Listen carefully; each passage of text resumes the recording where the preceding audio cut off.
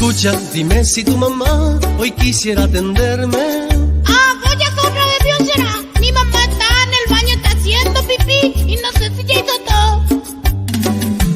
Dile por favor que es algo importante y le quiero hablar. Ya te dije que está haciendo pipí, será. Qué cara dura que subo que no entendés.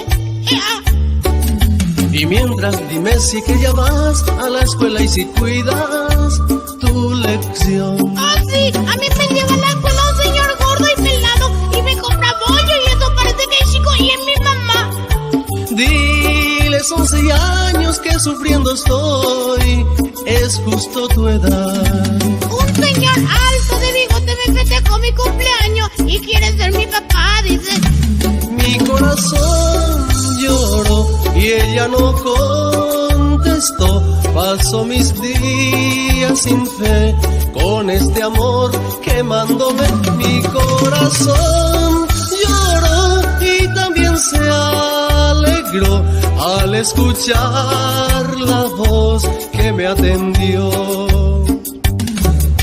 Y dime si vas de vacaciones como el año pasado a las playas del mar.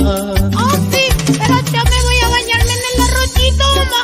La vez pasada casi me ahogué y me salvó otro chico y es mi mamá. Dile a tu mamá que yo la quiero mucho y también a ti. Tome nadie mi guanima y se contesté. No vayan a llorar, será bobioso político que... Mi corazón lloró y ella no contestó.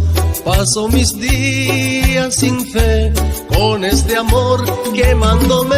Mi corazón lloró y también se alegró al escuchar la voz que me atendió.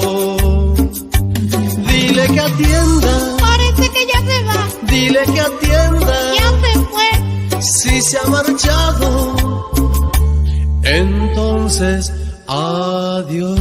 Adiós, le calla. Adiós, hijito. Araca.